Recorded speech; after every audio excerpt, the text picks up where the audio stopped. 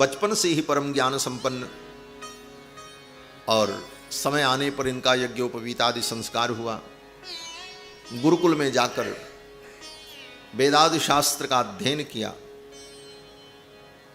और कांची में, जहां पर श्री वरदराज भगवान विराजमान है, कांची 7 मोक्षदायिनी पुरियों में एक पुरी है, जो कांचीपुरी भगवान के कमर में विराजमान है। ये 7 मोक्षदायिनी पुरियां भगवान के एक एक अंग में विराजमान है। भगवान शंकर रुद्रयामल ग्रंथ में इन 7 पुरियों का जब वर्णन करते हैं तो कहते हैं विष्णोह पाद अवंतिका।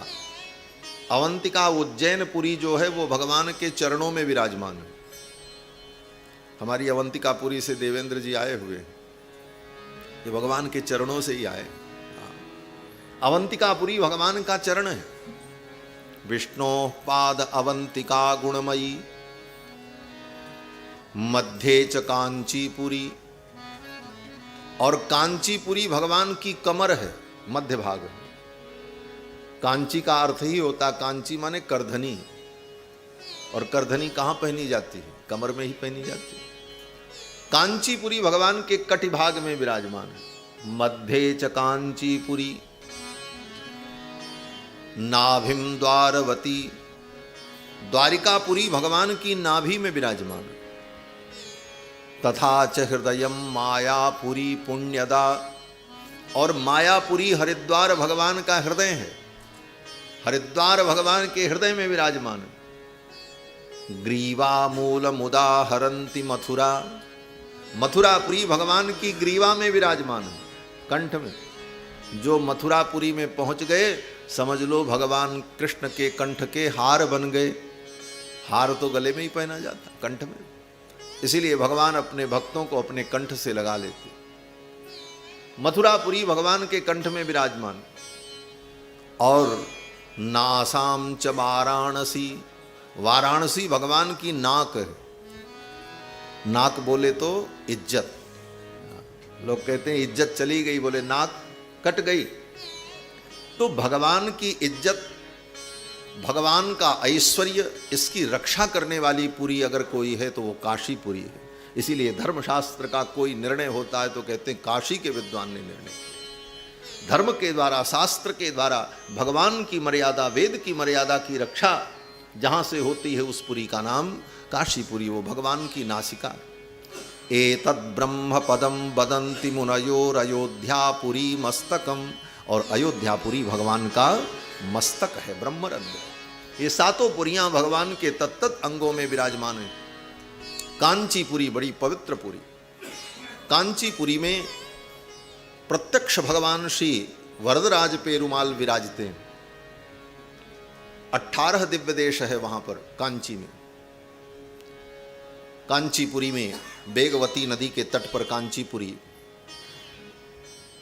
हस्तगिरि पर्वत, जैसे आप यहां विराजमान हो, ये जगन्नाथपुरी नीलाद्र क्षेत्र है। यहाँ नीलाद्र पर्वत, नीलाचल पर्वत पर, तो इसीलिए भगवान का जब मंगलाशासन होता है तो नीलाचल निवासाय नित्याय परमात्मने सुभद्रा प्राणनाथाय जगन्नाथाय मंगलम।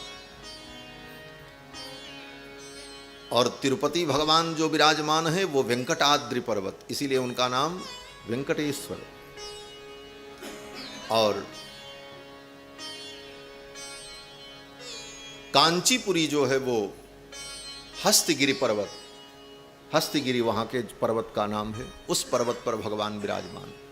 हस्तगिरि नाथाय देवराजाय मंगलम। वहां पर श्री ब्रह्मा जी महाराज ने सतयुग में अश्वमेध यज्ञ किया था। ब्रह्मा जी ने जब अश्वमेध यज्ञ किया तो उनके अश्वमेध यज्ञ की उत्तर वेदी पर जब प्रातः सवन हो रहा था, उसी प्रातः सवन के समय उत्तर वेदी पर ही भगवान यज्ञ नारायण का प्रादुर्भाव हुआ। बपा होमे प्रवृत्ते तु प्रातः सवन कालिके धातुरुत्तर वेद्याम तु प्रादुरासी जनार्दन। ब्रह्मा की उत्तर वेदी पर भगवान जनार्दन का प्रादुर्भाव हुआ। अश्वमेधादि यज्ञ जब होता है तो उसकी उत्तर वेदी पर प्रातः सवनकालिक कृत्य संपन्न किया जाता है, सोमरस से आहुति दी जाती है, वही प्रधान कर्म होता है। वह प्रधान कर्म जब ब्रह्मा जी कर रहे थे तो ब्रह्मा जी की यज्ञ वेदी पर भगवान जनार्दन का प्रादुर्भाव हुआ और उसी समय उस यज्ञ का जो प्रधान हवि था वपा की आहुति जब दी गई तो वपा के जलने पर जो सुगंधी प्रकट हुई, उस सुगंधी से भगवान जनार्दन का अधर वासित हुआ।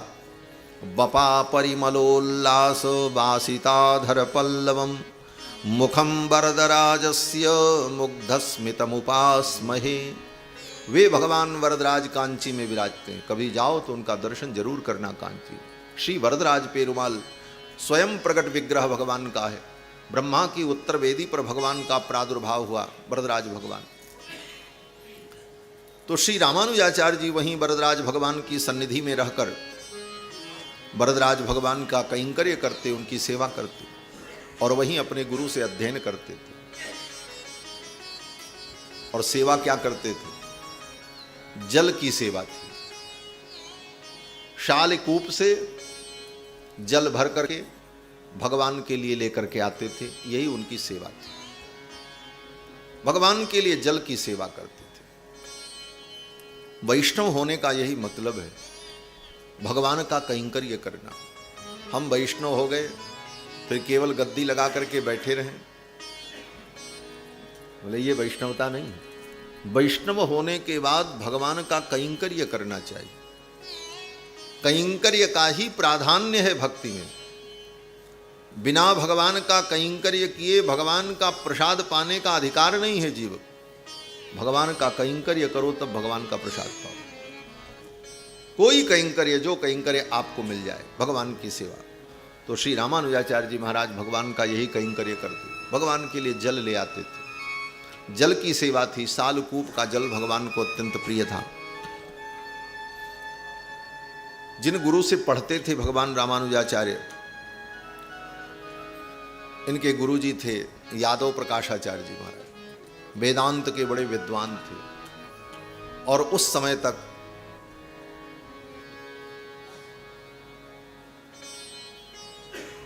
वेदांत की जो मुख्य शाखा प्रचलित थी उसमें अद्वैत वेदांत के सिद्धांत के अनुसार वेदांत के अर्थों को लोग ग्रहण करते थे। तो रामानुजाचार्य जी एक दिन पढ़ रहे थे और पढ़ने के बाद फिर अपने गुरु जी की सेवा कर रहे थे, चरण दबा रहे थे यादव प्रकाश जी। उसी समय किसी विद्यार्थी ने पूछा कि गुरुदेव, कप्यास श्रुति का अर्थ क्या है? वेद में एक मंत्र आया है जिसका नाम कप्यास श्रुति है। कप्यास श्रुति जो है, उस श्रुति में कहा गया है कप्यासमेवामक्षिणी।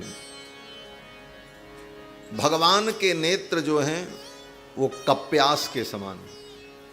इस मंत्र का अर्थ करना था तो गुरुजी ने जो अर्थ किया, उन्होंने अर्थ क्या किया? बोले कपि आस कप्यास। कपि माने बंदर और बंदर का आस माने आसन। बंदर जिस आसन से बैठता है, अर्थात बंदर का पृष्ठ भाग। बंदर का जो पृष्ठ भाग होता है, पीछे का हिस्सा, वो लाल लाल होता है। तो अर्थ किया उन्होंने कप्यास माने कपि माने बंदर और बंदर का आस माने आसन। वो जैसे लाल लाल है, ऐसे लाल लाल अरुण वर्ण की जिनकी आंखें हैं वो भगवान। कप्यासमेवमक्षिणी। यह अर्थ सुनकर भगवान रामानुजाचार्य के नेत्रों से अश्रु प्रवाहित होने लगा और गरम गरम आंसू जब गुरुजी के शरीर पर पड़ा, सेवा कर रहे थे रामानुज स्वामी, गुरुजी की आंखों में आंसू आ गए कि भगवान श्री हरि के नेत्रों की उपमा बंदर के पृष्ठभाग से। ऐसा अर्थ, भगवान के नेत्र कमल के समान जिन भगवान के नेत्रों की उपमा देते देते बड़े बड़े कवि थक गए। भगवान के नेत्र कितने सुंदर हैं। कर्णांतलोले क्षणम मुग्धस्मेर मनोहराधर दलम मुक्ता किरीटोज्ज्वलम। ऐसे भगवान के नेत्र सरसीले गर्बीले कजरारे अरुणारे, अनेक प्रकार की उपमाएं भक्तों ने दी।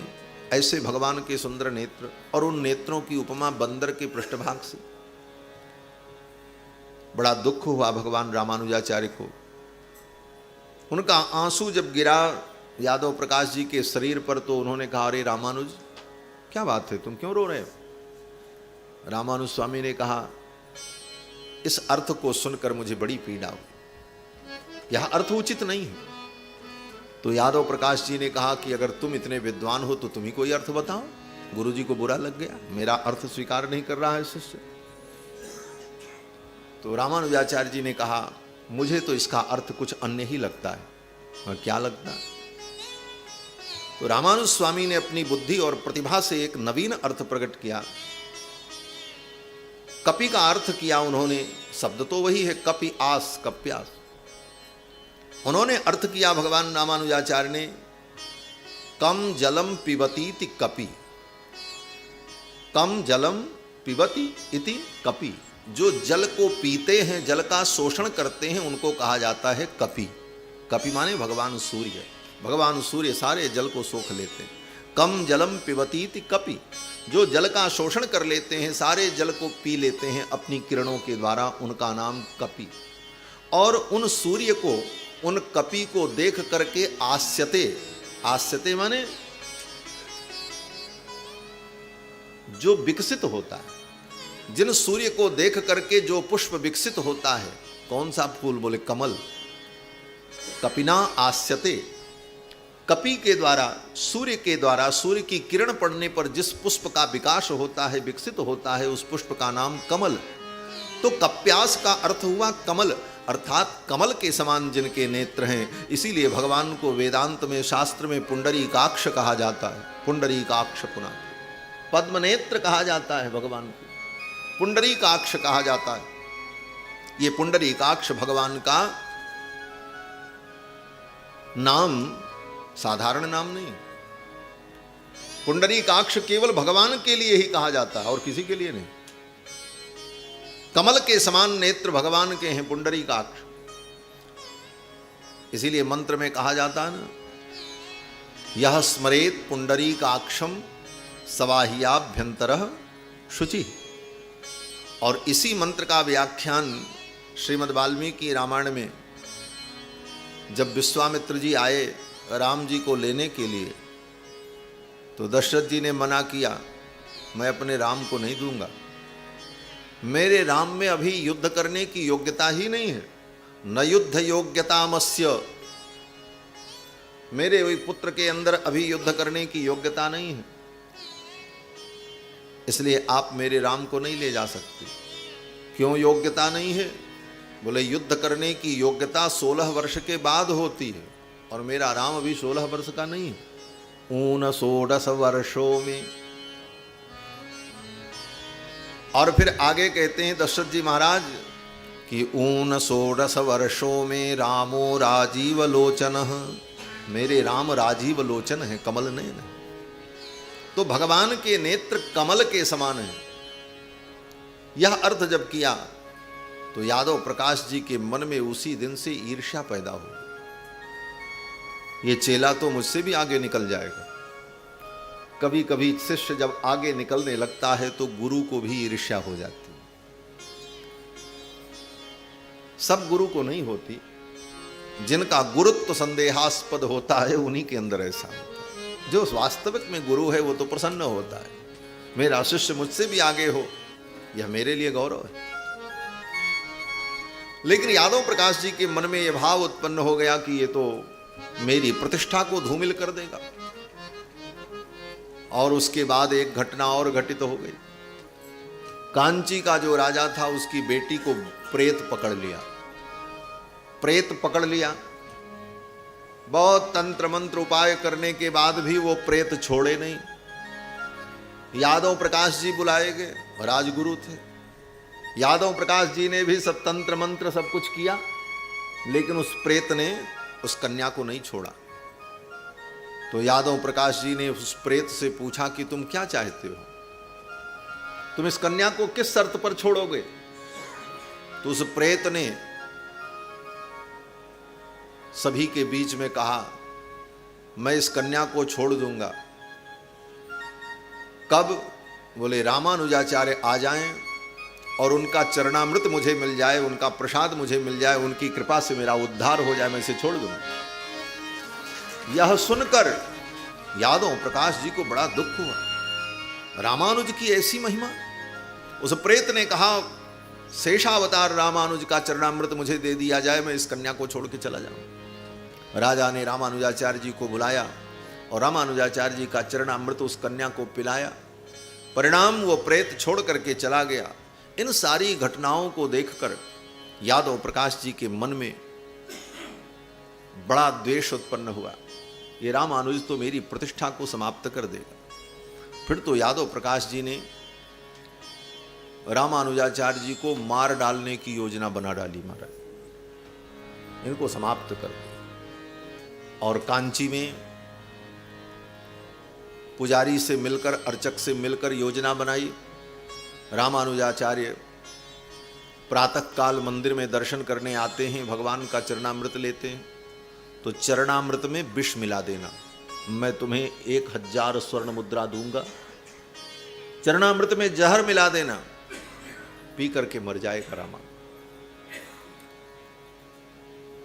पुजारी को जाकर के कहा। पुजारी ने धन के लोभ में चरणामृत में विष मिला दिया। रामानुज स्वामी जब मंदिर में आए, वरदराज भगवान का दर्शन किया, चरणामृत लेने चले।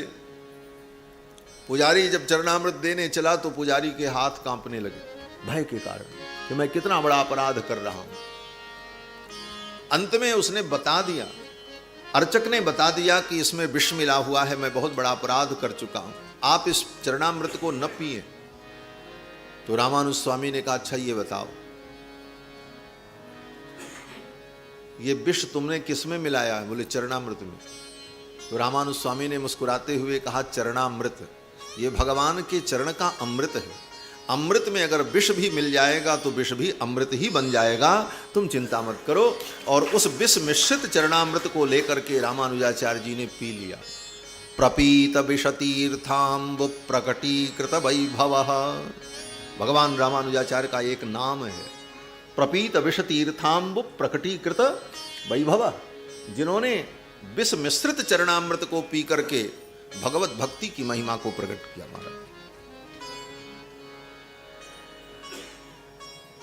देखो, प्रियादास जी महाराज भक्तमाल की टीका में लिखते हैं कि ये भगवान के भक्तों के जो विरोधी होते हैं ना, ये भी बड़े अच्छे होते हैं, इनके प्रति भी सकारात्मक सोच रखो। बोले ये क्या है? प्रियादास जी कहते हैं, जिते प्रतिकूल मैं तो माने अनुकूल सब। प्रियादास जी लिखते हैं टीका में कि जिते प्रतिकूल मैं तो माने अनुकूल सब, संतन प्रभाव मनि कोठरी की ताली है। प्रियादास जी कहते हैं जिते प्रतिकूल, ये संतों के भक्तों के जो विरोधी होते हैं ना, ये भी बड़े अच्छे होते हैं। क्यों अच्छे होते हैं? बोले संतों के जीवन में जो मणि है, उनके जीवन में जो ज्ञान वैराग्य भक्ति और विश्वास का रत्न है, वो सब रत्न वो संत अपने हृदय में छिपा के रखते हैं, किसी को दिखाते ही नहीं। ये विरोधी जो हैं वो क्या हैं? बोले ये विरोधी चाबी का काम करते हैं। ये ऐसा काम करते हैं कि संतों के जीवन की दिव्यता समाज को प्राप्त हो जाती है। इन विरोधियों के द्वारा ही संतों के जीवन का प्रकाश होता है। जिते प्रतिकूल मैं तो माने अनुकूल सब, संतन प्रभाव मणि कोठरी की ताली। संतों के जीवन के प्रभाव की जो मणि की कोठरी है, जिसमें ताला लगा हुआ है, उसकी चाबी कौन है? बोले ये दुष्ट लोग हैं।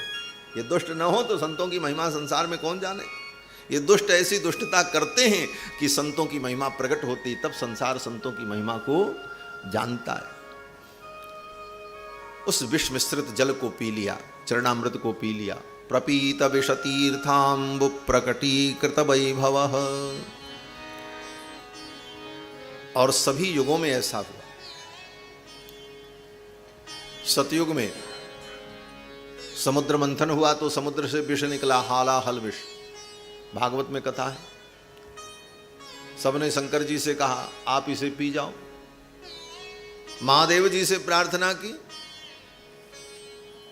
तो भगवान शंकर जब विष पीने चले तो पार्वती ने कहा ये देवता बड़े चतुर हैं, अमृत निकलता तो आपको न देते, विष निकला तो आपको पिलाने आए, और आप इतने भोले भाले हो, विष पीने को तैयार हो।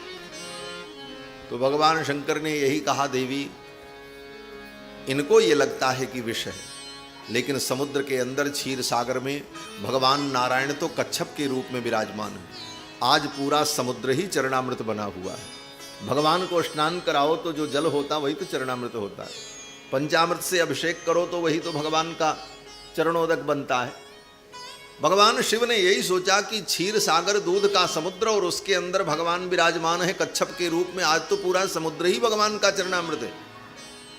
और एक रूप से, अजित रूप से भगवान समुद्र के तट पर खड़े होकर स्वयं मंथन कर रहे थे और समुद्र की लहरें भगवान के चरण का प्रक्षालन कर रही थी।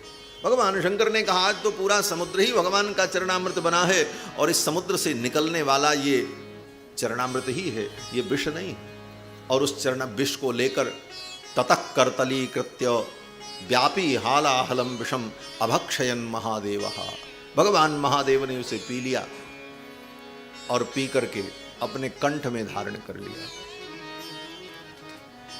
इस कलयुग में मीरा ने विष पिया, मीरा को भी विष दिया और चरणामृत में ही मिला करके दिया। चरणामृत की निष्ठा अगर हो तो चरणामृत में विष भी अगर मिला हो तो वह विष भी अमृत बन जाता है। ये निष्ठा का परिणाम। निष्ठा का मतलब भावना।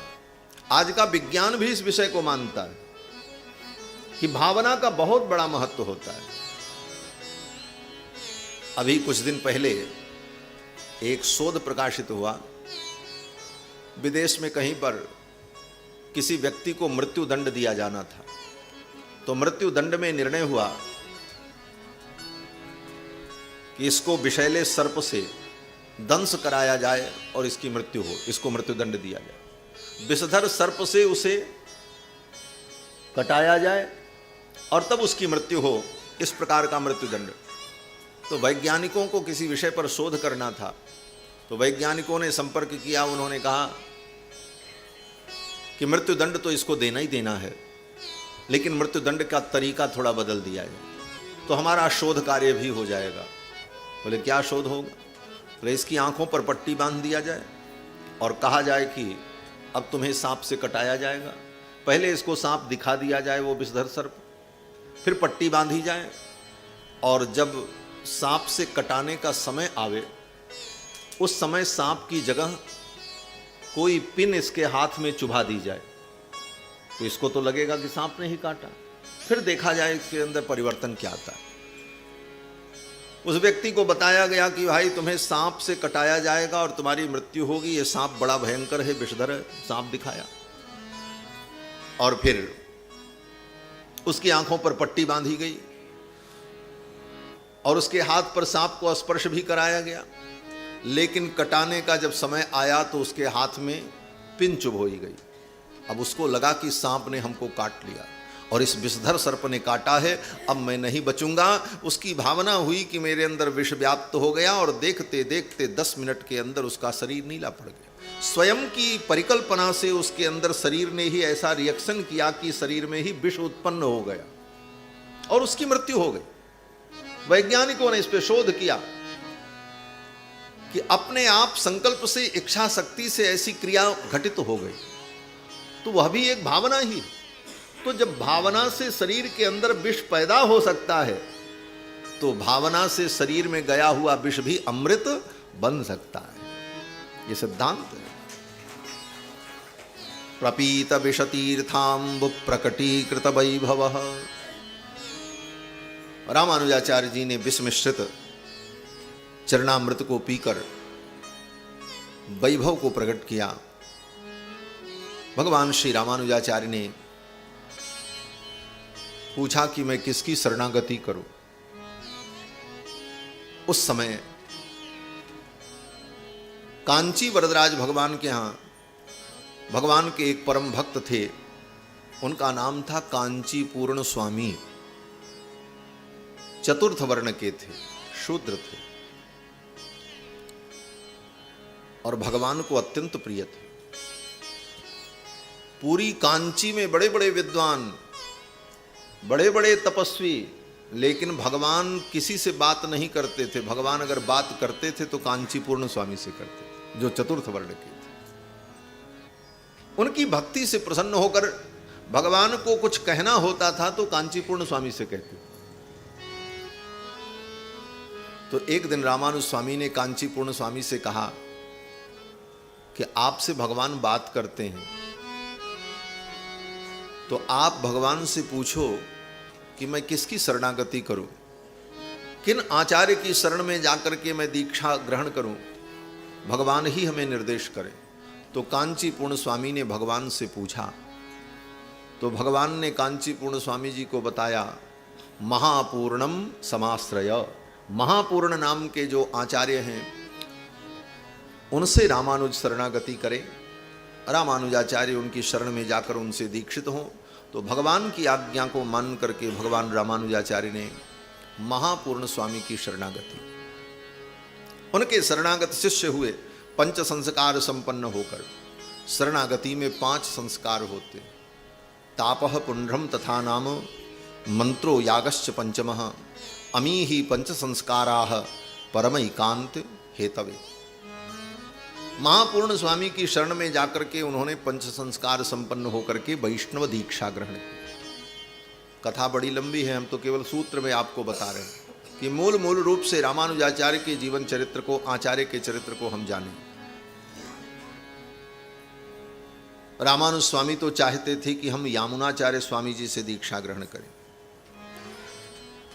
और यामुनाचार्य जी श्री रंगम में रहते थे, भगवान के सिंहासन के अवतार थे और इतने बड़े विद्वान थे श्री यामुनाचार्य स्वामी जी महाराज।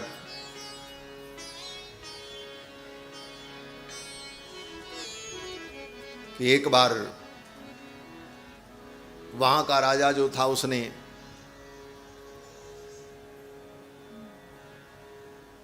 उस राजा के जो पुरोहित थे, विद्वान थे, उनका नाम था विद्वज्जन कोलाहल। बहुत बड़े विद्वान थे, बड़े बड़े विद्वान उनसे भयभीत होते थे। और वो करते क्या थे, बोले सभी विद्वानों से टैक्स लेते थे, कर वसूल करते थे। जैसे राजा अपनी प्रजा से कर लेता था, उसी प्रकार वो विद्वज्जन कोलाहल नाम के विद्वान जो थे वो पंडितों से टैक्स लेते थे। तो यामुनाचार्य स्वामी जी महाराज जिन गुरु जी से पढ़ते थे, उनके पास भी कर वसूल करने के लिए सेवक आया, बोले विद्वज्जन कोलाहल का वो कर प्रदान किया जाए। उस समय गुरुजी कहीं गए थे, यामुनाचार्य बालक थे। यामुनाचार्य जी ने पूछा, ये कैसा कर है? बोले वो सबसे बड़े विद्वान हैं और उनसे सभी पराजित हो चुके हैं, इसलिए उनको कर देना पड़ता है। तो यामुनाचार्य स्वामी जी बालक थे, पढ़ते थे। उन्होंने कहा हमारे गुरुजी कर देंगे? अरे पहले चेला को पराजित कर लो तब गुरुजी को पराजित मानना। मैं शास्त्रार्थ करूंगा विद्वज्जन कोलाहल से। और पहुंच गए महाराज और जाकर के कहा राजा से कि मैं शास्त्रार्थ करूंगा आपके पुरोहित से। बोले शास्त्रार्थ करेंगे? तो पुरोहित ने कहा ये बालक मुझसे क्या शास्त्रार्थ करेगा? बोले मैं प्रश्न करता हूं, मेरे प्रश्न का तुम खंडन करो। मेरे प्रश्नों का आप खंडन कर दो, मैं आपको विद्वान मान लूंगा। तो विद्वज्जन कोलाहल ने कहा क्या प्रश्न है? तो यामुनाचार्य स्वामी जी ने ये प्रश्न किया कि आपकी मां पुत्रवती है, इसका खंडन करो। पहला प्रश्न, आपकी मां पुत्रवती है, इसका खंडन करो। मैं कहता हूं आपकी मां पुत्रवती है, इसका आप खंडन करो। अब कोई व्यक्ति ये कैसे खंडन कर सकता है कि मेरी मां पुत्रवती नहीं है? मेरी मां पुत्रवती है, इसका खंडन करने का मतलब मेरी मां पुत्रवती नहीं है। और अब पुत्रवती नहीं है तो तुम कहां से पैदा हुए? तुम तो सामने ही खड़े हो। बड़ा धर्म संकट हुआ। बोले ये तो बड़ा विचित्र प्रश्न है, इसका खंडन नहीं हो सकता। तो रामानुजाचार्य जी ने कहा खंडन हो सकता है। रामानुजाचार्य ने कहा, एक पुत्र होने से माँ पुत्रवती नहीं कहलाती, एक से अधिक पुत्र होने पर ही पुत्रवती कहलाती है। शास्त्र का वचन उद्धृत करके कहा और सिद्ध कर दिया। अब तो विद्वज्जन कोलाहल डर गए, ये बालक कितना तार्किक है। यामुनाचार्य स्वामी जी ने कहा कि अब दूसरा मेरा प्रश्न है। क्या प्रश्न? बोले, ये जो राजा की पत्नी है राजमहिषी, पट्टमहिषी, ये पतिव्रता नहीं है। अब राज दरबार में राज पुरोहित कैसे सिद्ध करें कि ये पतिव्रता नहीं है? यामुनाचार्य जी ने कहा, ये पतिव्रता है, इसका खंडन करो। अब विद्वज्जन कोलाहल, जिस राजा के दरबार में रहते हैं उसी की पत्नी के पातिव्रत पर संदेह उत्पन्न करें, फांसी की सजा हो जाएगी। बोले, ये प्रश्न सिद्ध नहीं हो सकता। तो यामुनाचार्य स्वामी जी ने कहा, मैं सिद्ध कर दूंगा। बोले, कैसे सिद्ध कर देंगे? एक पति जिसके हो वो पतिव्रता होती है। अंत में सारा टैक्स जो लगता था विद्वानों के ऊपर सब कर मुक्त करा दिया श्री यामुनाचार्य जी ने। बोले, आज के बाद ये विद्वज्जन कोलाहल किसी पंडित से कराधान नहीं लेंगे। तो राजा की पत्नी जो थी वो बड़ी प्रसन्न हुई। उसने कहा, आलवंदार, आलवंदार। आलवंदार माने विजयी बालक। आलवंदार का अर्थ होता विजयी बालक। राजा की पत्नी ने कहा, आलवंदार, ये बालक विजयी हुआ। और शर्त ये थी कि राजा ने कहा, मैं अपना आधा राज्य दे दूंगा। आधा राज्य दे दिया। यामुनाचार्य जी राजा बनकर के बहुत दिन तक राज्य किए। ऐसे महापुरुष के बाद उन्हीं का बनाया हुआ स्तोत्र आलवंदार स्तोत्र, स्तोत्र रत्न के नाम से प्रसिद्ध है, जो आज भी हमारे यहाँ मंदिरों में पाठ किया जाता है। बड़े सुंदर भाव हैं उसके। तो उन्हीं यामुनाचार्य स्वामी जी से दीक्षित होना चाहते थे रामानुजाचार्य, और वो रहते थे श्रीरंगम में। रामानुज स्वामी जी चल पड़े कांची से श्रीरंगम के लिए। कांची से श्रीरंगम के लिए पैदल चल पड़े। भगवान रंगनाथ को चिंता हो गई, रंगनाथ भगवान को। रामानुजाचार्य को विभूति द्वय का नायक बना करके मैंने ही भेजा है, और श्री यामुनाचार्य इतने बड़े महापुरुष, अगर ये दोनों मिल गए, इन दोनों का मिलन हो गया, तो ये धरती ही वैकुंठ बन जाएगी। ये दोनों महापुरुष इस पृथ्वी को वैकुंठ बना देंगे। इस पृथ्वी से ये सब प्रपंच समाप्त हो जाएगा। ये मेरी लीला विभूति ही बिगड़ जाएगी। इसलिए भगवान को अच्छा नहीं लगा। भगवान ने सोचा, इन दोनों का मिलना उचित नहीं। भगवान तो बड़े लीलाधर हैं, सब लीला तो उन्हीं को करनी। जब तक रामानुजाचार्य जी पहुंचते, उसके पहले ही यामुनाचार्य स्वामी जी का शरीर पूर्ण हो गया। लोग लेकर के उनको कावेरी के तट पर अंतिम संस्कार के लिए पहुंचे। तब तक रामानुजाचार्य जी जब पहुंचे तो देखते क्या है, यामुनाचार्य जी का अंतिम संस्कार होने जा रहा। बड़े दुखी हुए। मैं इनकी शरण में आया था और इनसे हमारी मुलाकात भी नहीं हुई।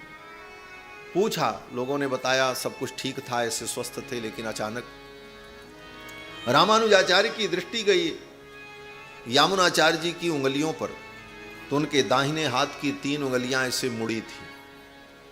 चिता पर जब लिटाए गए तो उनकी 3 उंगलियां मुड़ी थी। तो रामानुजाचार्य जी ने पूछा कि आचार्य चरण की ये 3 उंगलियां क्या पहले भी मुड़ी थीं, सदा मुड़ी थीं, कि अभी आज मुड़ी हैं?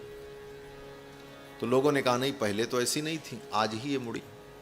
तब रामानुजाचार्य जी तो शेषावतार, उन्होंने विचार किया कि आचार्य चरण मुझसे मिलना चाहते थे, इनके मन का कोई संकल्प है जो बाकी रह गया, वो संकल्प मैं पूरा करूंगा।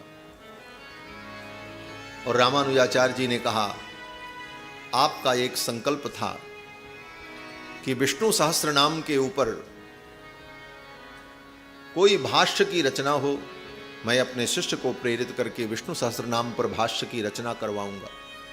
ये कहते ही रामानुजाचार्य की यामुनाचार्य की 1 उंगली सीधी हो गई। फिर रामानुजाचार्य ने कहा, ब्रह्म सूत्र के ऊपर विशिष्टाद्वैत परक भाष्य लिख करके ब्रह्म जीव के भेद का मैं निरूपण करूंगा। यह प्रतिज्ञा करते ही यामुनाचार्य जी की दूसरी उंगली खुल गई। और फिर रामानुजाचार्य जी ने कहा, भगवान श्री रंगनाथ के दिव्य महोत्सव का विस्तार करके वैष्णवता का जन जन में मैं प्रचार करूंगा। ये सुनते ही यामुनाचार्य जी की तीसरी उंगली भी सीधी हो। और फिर रामानुजाचार्य जी ने यामुनाचार्य जी के अंतिम संस्कार में सम्मिलित होने के पश्चात रंगनाथ भगवान का दर्शन किया और रंगनाथ भगवान का दर्शन करके दुखी होकर के चल पड़े। रंगनाथ भगवान से कहा, आप अच्छे नहीं हो, हमारे वरदराज भगवान अच्छे। आपने मेरे आचार्य से मुझे मिलने नहीं दिया। अत्यंत दुखी होकर भगवान श्री रामानुजाचार्य श्रीरंगम से कांची के लिए चले। कांची के लिए चले तो साथ में श्री महापूर्ण स्वामी भी साथ में थे, जो कि यामुनाचार्य के शिष्य थे। और भगवान से इन्होंने, कांची के भगवान से पूछा कि हम किसके शिष्य बने अब। तो कांची के ठाकुर जी ने यही कहा कि आप महापूर्ण स्वामी की शरणागति करो। तो रास्ते में कोदंड पाणी भगवान का एक मंदिर पड़ा। उसी मंदिर में रामानुजाचार्य जी ने भगवान की शरणागति की। महापूर्ण स्वामी ने उनको दीक्षित किया और फिर भगवान श्री रामानुजाचार्य जी ने विचार किया, अब मुझे सन्यास लेना चाहिए। सन्यास लेकर के मुझे वैष्णव धर्म का विस्तार करना है, भगवान की आज्ञा का पालन करना है। फिर तो श्री रामानुजाचार्य जी ने एक दिन कांची पूर्ण स्वामी को अपने यहां निमंत्रण दिया। ये कांची पूर्ण स्वामी चतुर्थ वर्ण के थे। इनको निमंत्रण दिया कि आप मेरे यहां पधारो और भोजन करो, और जब आप भोजन कर लोगे तब मैं भोजन करूंगा। कांची पूर्ण स्वामी बड़े चिंतित हुए, ये ब्राह्मण और इतने बड़े विद्वान, और मैं इनके घर भोजन करने जाऊं और मैं भोजन कर लूं तब ये भोजन करें, ये तो बड़ा अनर्थ होगा, मर्यादा नहीं होगी। मन में बड़ा संकोच हुआ। स्वीकार तो कर लिया। कांची पूर्ण स्वामी ने कहा, ठीक है मैं आऊंगा प्रसाद पाने आपके। और उन्होंने तय किया कि रामानुजाचार्य जी जब कहीं गए थे तो धीरे से पहुंच गए कांची पूर्ण स्वामी, और रामानुजाचार्य की पत्नी से, रामानुजाचार्य स्वामी जी की जो पत्नी थी, उनसे कहा, आप मुझे भिक्षा दे दो, भोजन करा दो। तो रामानुजाचार्य जी की पत्नी ने कांची पूर्ण स्वामी जी को भोजन कराया, और जब भोजन करके वो चले गए तो रामानुजाचार्य की पत्नी ने पूरे घर की सफाई की, शुद्धि की, और फिर नए सिरे से रसोई बनाई, क्योंकि रामानुजाचार्य जी आएंगे, उनको भोजन करना। रामानु स्वामी आए तो पूछा उन्होंने कि ये सब सफाई क्यों की गई और ये भोजन अब निर्मित हो रहा, क्या कारण है। पत्नी ने बताया, वो कांचीपूर्ण महात्मा आए थे और वो चतुर्थ वर्ण के, वो भोजन करके गए तो मैंने पुनः सब कुछ शुद्धि की है और आपके लिए पवित्रता से भोजन बनाया। रामानुजाचार्य जी को बड़ा दुख हुआ, मेरी पत्नी के हृदय में अभी वैष्णवता नहीं आई। भगवान के भक्तों में भी जाति बुद्धि, ये वैष्णवता नहीं। भगवान के जो भक्त होते हैं उनकी जाति का निरूपण करना और उनकी जाति को लेकर, उनके वर्ण को लेकर ऊंच नीच का भेदभाव अनुभव करना, ये महा अपराध है, भागवतापराध है, भगवान के भक्तों के प्रति किया गया महा अपराध है। और यह पाप भगवान का नाम लेने से भी नष्ट नहीं होता। अग्रदेवदास जी महाराज कहते हैं कि गुरुन विषय नर बुद्धि शिलासम गने विष्णु तन, चरणामृत जल जानि मंत्र जाने बाणी सम, महाप्रसाद ही अन्न साधु की जात बखाने, अग्र कहे ये पाप खट अति मोटे दुर्घट विकट, और पाप तो कट सकें ये न कटें हरिनाम रट। भगवान का नाम लेने से सारे पाप नष्ट होते हैं, लेकिन ये 6 पाप नष्ट नहीं होते। ये 6 पाप कौन है? बोले गुरु न विषय नर बुद्धि, अपने गुरु को मनुष्य समझना। गुरु के विषय में नर बुद्धि हो, ये गुरुन विषय नर बुद्धि, ये महापाप है। शिलासम गने विष्णु तन, और भगवान के विग्रह को पत्थर समझना, लोहा समझना, पीतल समझना, सोना समझना, लकड़ी समझना, भगवान का विग्रह किस वस्तु से निर्मित है इसका चिंतन करना भी अपराध है।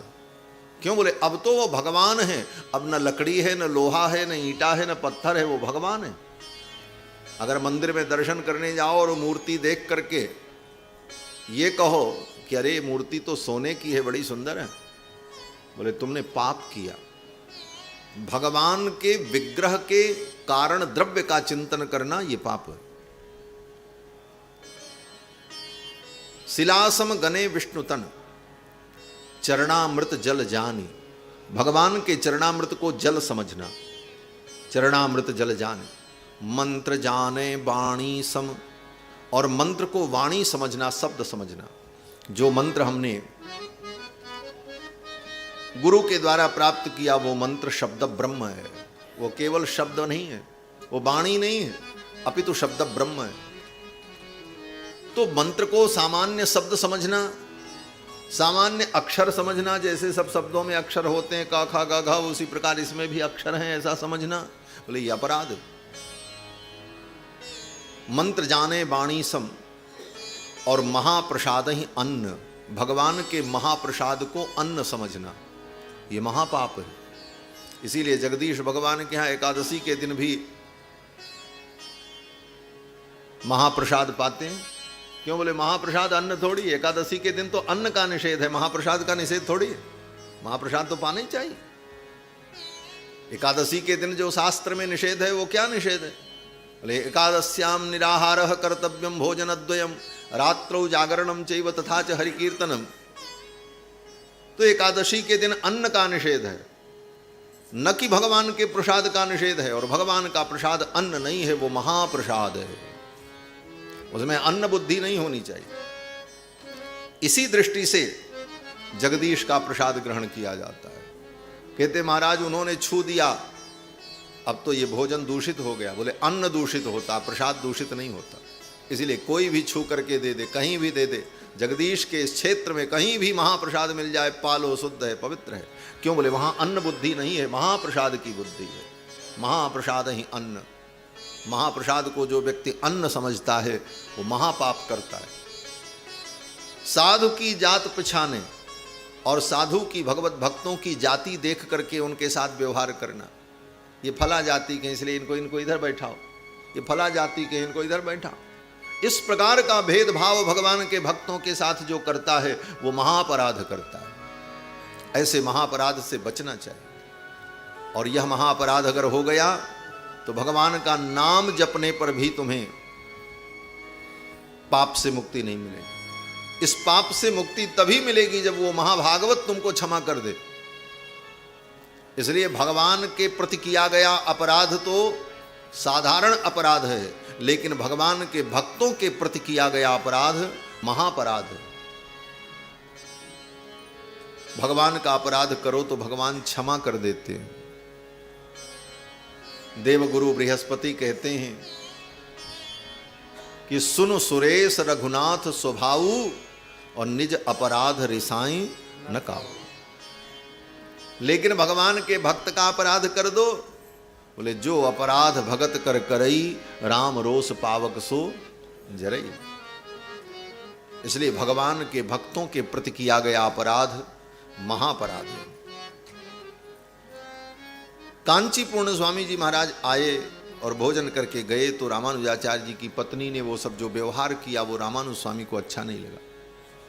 रामानुज स्वामी ने निर्णय किया मैं अपनी पत्नी का त्याग कर दूं, अब मुझे सन्यास ही ले लेना चाहिए। लेकिन ऐसे पत्नी का त्याग कैसे संभव हो, और पत्नी के रहते सन्यास कैसे संभव होता? तो उन्होंने अपने ससुराल के तरफ से एक पत्र लिखवाया, और वो पत्र यहाँ आया। और रामानुजाचार्य जी ने अपनी पत्नी से कहा कि तुम्हारे नैहर में कोई उत्सव होने वाला है, ये पत्र आया है, मुझे तो जाने का समय नहीं है, आप जाना चाहो तो चली जाओ। तो नैहर की बात सुनकर के वो जाने को तैयार हो गई, और रामानुजाचार्य जी ने विदा कर दिया, और वो गई अपने नैहर। और इधर रामानुजाचार्य जी ने जाकर के सन्यास ग्रहण कर लिया। गैरिक वस्त्र धारण करके, त्रिदंड धारण करके, शास्त्र विधि से वैष्णव संन्यास ग्रहण कर लिया और संन्यास ग्रहण करके धर्मोपदेश करते हुए वैष्णव धर्म का विस्तार करने लगे। इसी विस्तार के क्रम में भगवान रामानुजाचार्य ने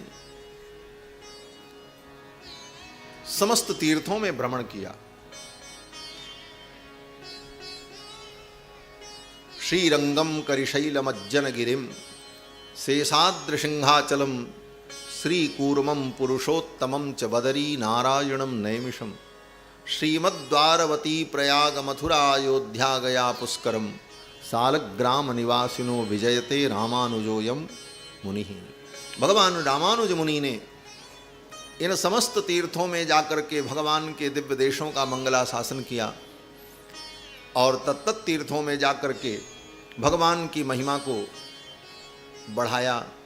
इसी क्रम में श्री रामानुजाचार्य जी महाराज जगन्नाथपुरी भी पधारे। श्री रामानुजाचार्य जी के चरित्र का वर्णन करते हुए नाभादास जी महाराज 31वें छप्पे छंद में कहते हैं कि सहस आस उपदेश करी जगत उदाहरण जतन कियो।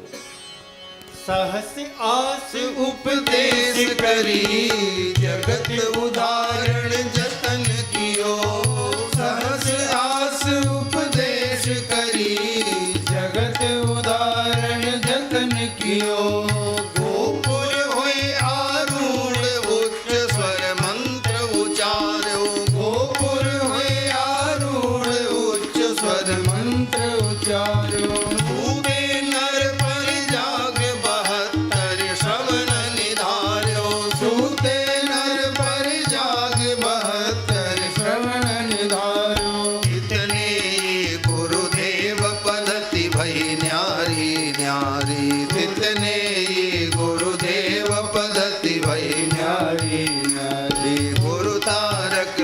प्रथम भक्ति बपु मंगलकारी। गुरु तारक शिष्य प्रथम भक्ति बपु मंगलकारी। कृपण पाल करुणा समुद्र रामानुज सम नहीं बियो। कृपण पाल करुणा समुद्र रामानुज सम नहीं बियो। सहस आस उपदेश करी जगत उदाहरण जतन कियो। सहस आस उपदेश करी जगत उदाहरण जतन कियो। जगत उदाहरण जतन कियो। जगत उदाहरण जतन कियो। सहस आस उपदेश करी जगत उदाहरण जतन कियो। जगत के उद्धार का उपाय किया। ये प्राणियों का उद्धार कैसे हो। और ये सहस्र फणी है। शेष जी के 1000 फण हैं। जब इस बात की चर्चा हुई कि ये शेष के अवतार हैं तो किसी ने प्रश्न किया कि अगर शेष के अवतार हैं तो शेष जी के तो 1000 मुख था, रामानुजाचार्य के तो 1 मुख है। 1000 मुख का उदाहरण कहीं प्रस्तुत हो तो मैं मान लूं ये शेषावतार है। तो एक दिन रामानुजाचार्य जी ने ऐसी अद्भुत लीला की कि रामानुज स्वामी जी पर्दे के अंदर बैठे और बाहर उनके हजारों शिष्य बैठे थे। और रामानुज स्वामी ने उन हजारों शिष्यों से कहा कि आप लोगों के मन में कोई प्रश्न हो तो आप प्रश्न करो। किसी ने कहा पहले प्रश्न कौन करेगा। रामानुज स्वामी ने कहा सब एक साथ करो। 1000 लोग प्रश्न करो, सारे प्रश्नों का उत्तर मैं एक बार में ही दूंगा। और 1000 शिष्यों ने एक साथ प्रश्न किया और एक साथ ही उनके 1000 प्रश्नों का अपने 1000 मुख से रामानुजाचार्य जी ने उत्तर दिया। और इस लीला के माध्यम से उन्होंने प्रमाणित कर दिया कि हम सहस्र फणी हैं। इस भाव का स्मरण करते हुए प्रियादास जी महाराज लिखते हैं आशीषो बदन नाम सहस हजार मुख। आशीषो बदन नाम सहस हजार मुख। शेष अवतार जानो वही सोधी आई है। शेष अवतार जानो वही सोधी आई है। मंत्र कयो नी के राख्यो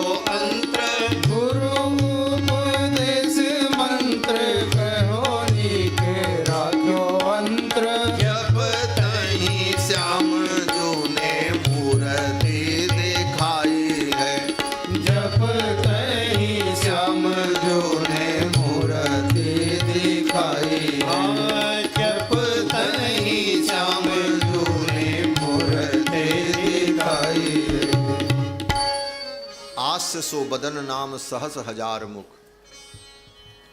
1000 मुख से अपने शिष्यों को उपदेश देकर रामानुजाचार्य जी ने यह सिद्ध किया कि हम सहस्र फणी हैं। गुरु जी ने इनको जो मंत्र का उपदेश किया, जो मंत्र दीक्षा में दिया जाता है वो तो मंत्र है, लेकिन मंत्र का जो विशेष अर्थ है उसको कहते हैं मंत्रार्थ। इनके गुरुजी ने इनको मंत्रार्थ बताया। श्री गोष्ठी पूर्ण स्वामी जी महाराज रामानुजाचार्य जी के 5 आचार्य थे, इसीलिए रामानुज स्वामी का एक नाम है पंचाचार्य पथ पथिक। पंचाचार्य पथ पथिक। एक तो दीक्षा गुरु महापूर्ण स्वामी और दूसरे श्री शैलपूर्ण स्वामी, जिनसे जाकर के आपने वाल्मीकि रामायण का 18 बार अध्ययन किया था। श्री शैलपूर्ण स्वामी जी महाराज तिरुपति बालाजी में रहते थे, उनके पास जाकर के 18 बार वाल्मीकि रामायण का अध्ययन रामानुज स्वामी ने किया। और इनके तीसरे गुरु श्री मालाकार स्वामी जी महाराज, जिनसे इन्होंने दिव्य प्रबंध को सीखा, और श्री गोष्ठी पूर्ण स्वामी, जिससे इन्होंने मंत्रार्थ को प्राप्त किया, और कांची पूर्ण स्वामी, जिनसे इन्होंने भगवान का कैंकर्य और भगवत सेवा की श्रद्धा को प्राप्त किया। तो रामानुज स्वामी जी के गुरुजी ने इनको जब मंत्र दीक्षा दी थी तो कहा कि मंत्र जो है ना, मंत्र को अंत्र में रखना चाहिए। कहाँ रखना चाहिए? अंत्र में। प्रियादास जी अपनी टीका में लिखते हैं कि गुरु उपदेश मंत्र कहो नीको राखो अंत्र। गुरु उपदेश मंत्र कहो नीके राखो अंतर। गुरु उपदेश मंत्र कहो नीको राखो अंतर। जब तहीं श्याम जो ने मूरते दिखाई है। जब तहीं श्याम जो ने मूरते दिखाई है। गुरु जी ने मंत्र दिया और कहा देखो इस मंत्र को अंतर में रखना। अंतर माने अपने अंदर रखना, सबको मत बताना। मंत्र को अंतर में रखना। अंतर माने आंत, अपनी आंतों में छिपा करके रखना, बाहर प्रकाश मत करना। मंत्र तो जितना छिपाया जाए तभी वो फलीभूत होता है। जब मंत्र को गोपनीय रखा जाता है तभी मंत्र फलीभूत होता है। गुरु जी ने कहा किसी को मत बताना। रामानुजाचार्य जी ने कहा अगर हमने बता दिया तो क्या होगा? बोले जिसको बताओगे उसको वैकुंठ की प्राप्ति हो जाएगी। ये मंत्र बड़ा दिव्य है। इस मंत्र को सुनते ही जीव वैकुंठ का अधिकारी हो जाएगा। और रामानुजाचार्य जी ने अनुभव भी किया था। गुरु जी ने जब मंत्र दिया और उस मंत्र का ज्यों ही जप किया रामानुज स्वामी ने, भगवान का दर्शन उनको हो गया। जपत ही श्याम जू ने मूर्ति दिखाई।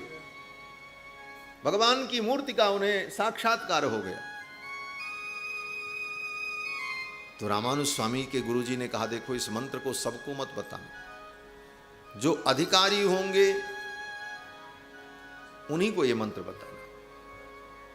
अनधिकारी व्यक्ति को यह मंत्र प्राप्त होगा तो मंत्र की महिमा समाप्त हो जाएगी।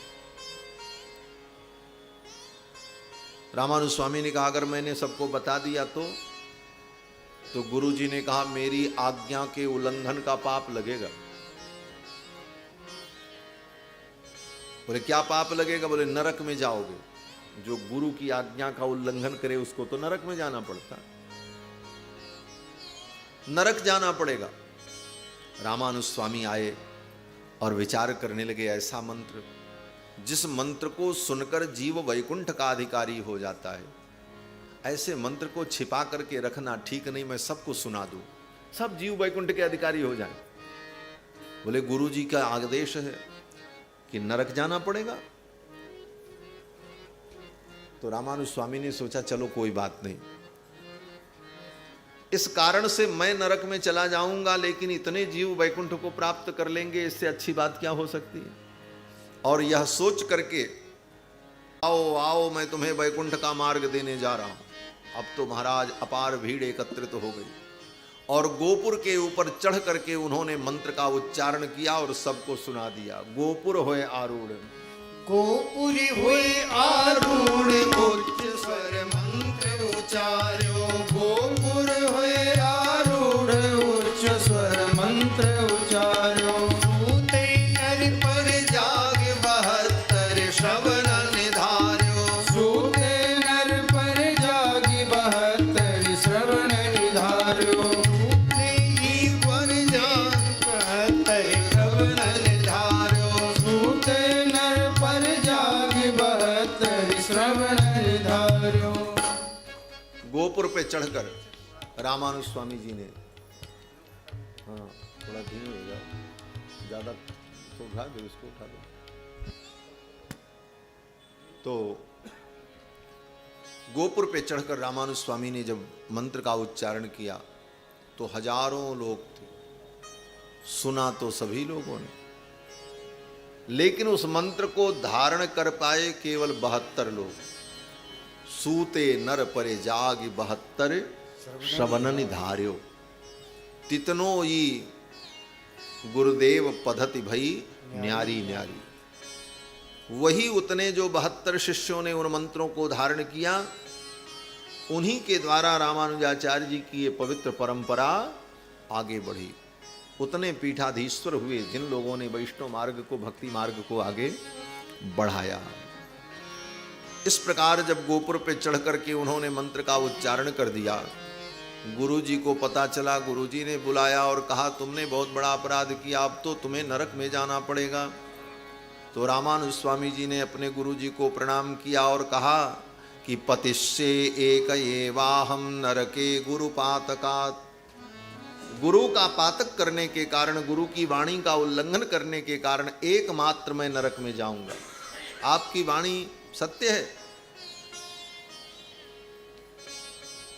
मैं नरक में जाऊंगा, लेकिन इतने जीव वैकुंठ चले जाएंगे, इससे अच्छी बात क्या हो सकती है। रामानुज स्वामी की इस उदारता को देखकर, उनके इस विशाल हृदय को देखकर, उनके गुरुदेव जो थे श्री गोष्ठीपूर्ण स्वामी बड़े प्रसन्न हुए। पकड़ करके रामानुज को हृदय से लगा लिया। रामानुज, तुम्हारी ये महानता, तुम्हारी ये उदारता अद्भुत है, और जाओ, तुम्हें कोई नरक नहीं होगा। जो सारी दुनिया को वैकुंठ भेजने की योजना करता हो, उसको नरक कैसे हो सकता? आप तो सारे जीवों का कल्याण करने के लिए आए। फिर तो इस प्रकार भगवान रामानुजाचार्य के ऊपर उनके गुरुदेव प्रसन्न हो गए। प्रियादास जी कहते हैं, करुणा निधान कही, करुणा निधान कही सब भगवान पावे। करुणा निधान कही सब भगवान पावे। चढ़ी दरवाजे सो पुकार्यो धुनी छाई है। चढ़ी दरवाजे सो पुकार्यो धुनी छाई है। सुनी सीख लियो यो 72 ही सिद्ध भय। सुनी सीख लियो यो 72 ही सिद्ध भय। नयो भक्ति चोज रीति लेके गाई है। नयो भक्ति चोज रीति लेके गाई है। नयो भक्ति चोजे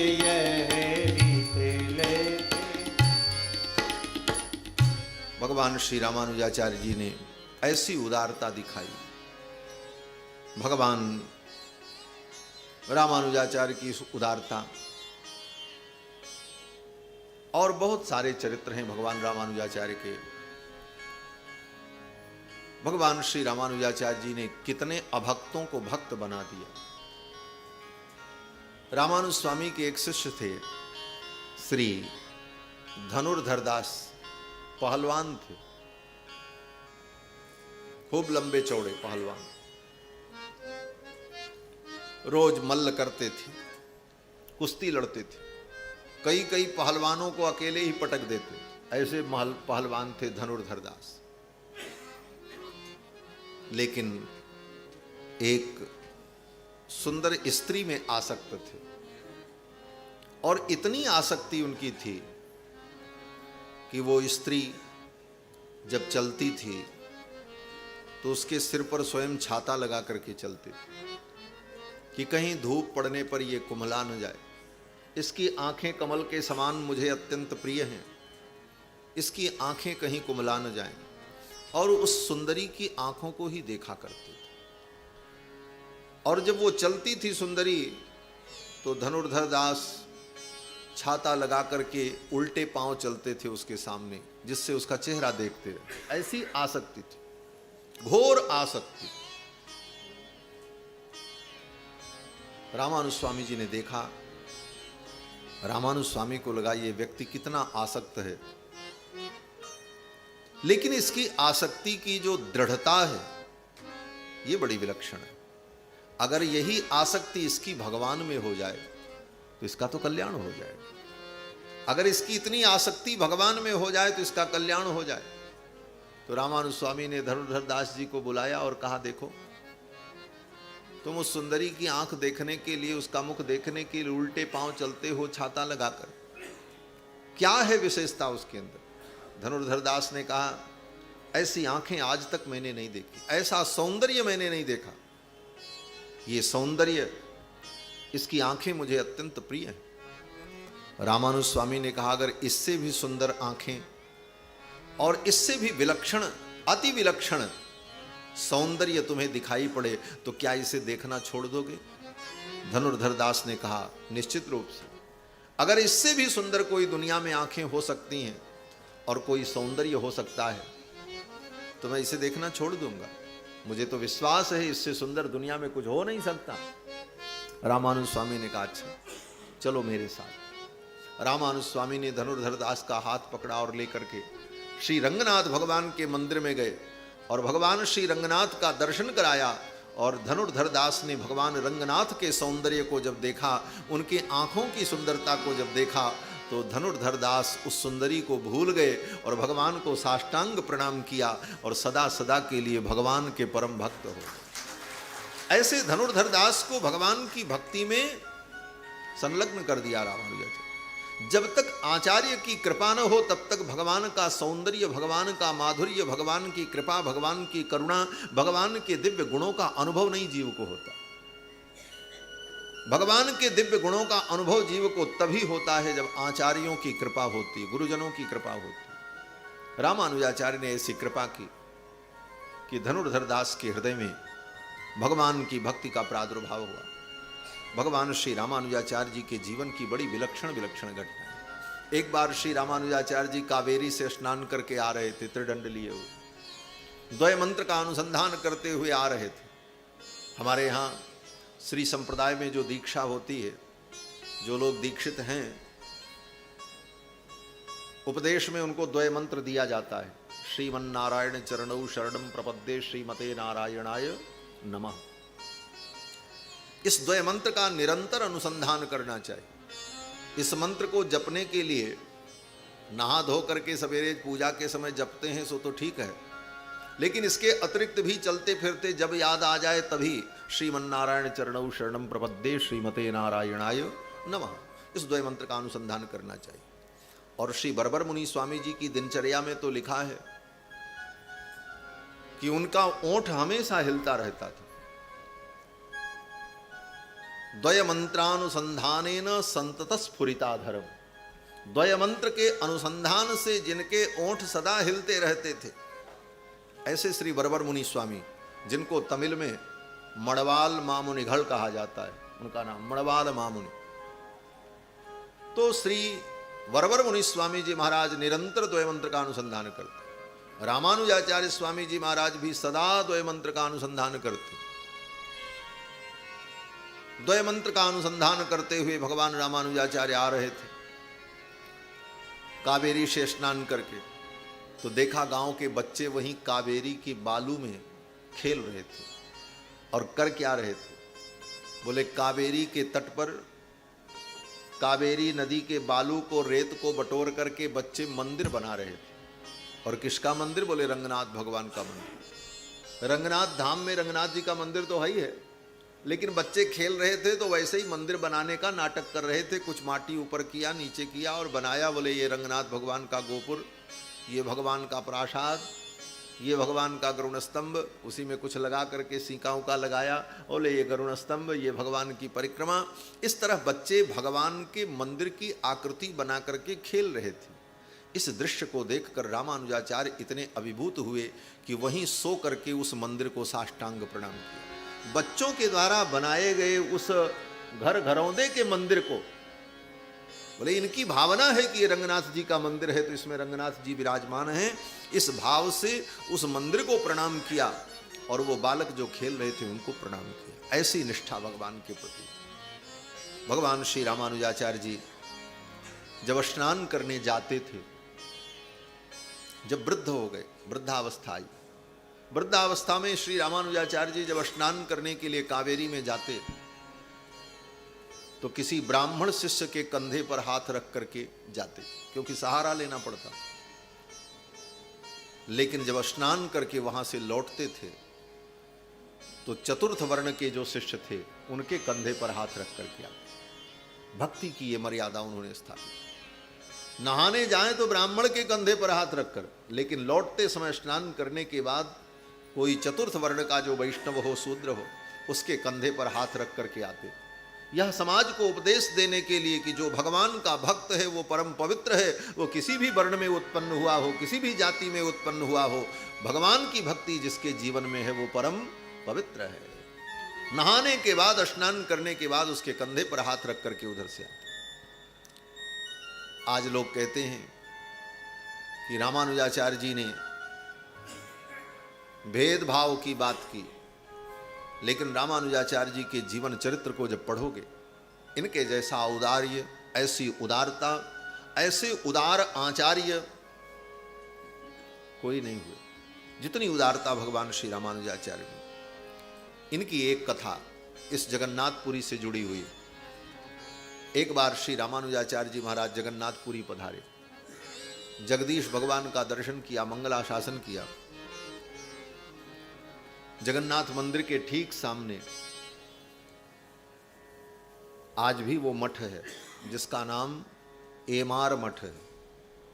अब तो वो रास्ता चौड़ीकरण के कारण वो मठ का बहुत भाग सरकार ने ग्रहण कर लिया, लेकिन अभी भी लगभग 1.5 एकड़ बचा हुआ है एमार मठ। वहीं पर भगवान रामानुजाचार्य आए थे और रुके थे, जगदीश भगवान का दर्शन किया था। उसका नाम एमार मठ, उसका मूल नाम है एम्बेरुमार मठ।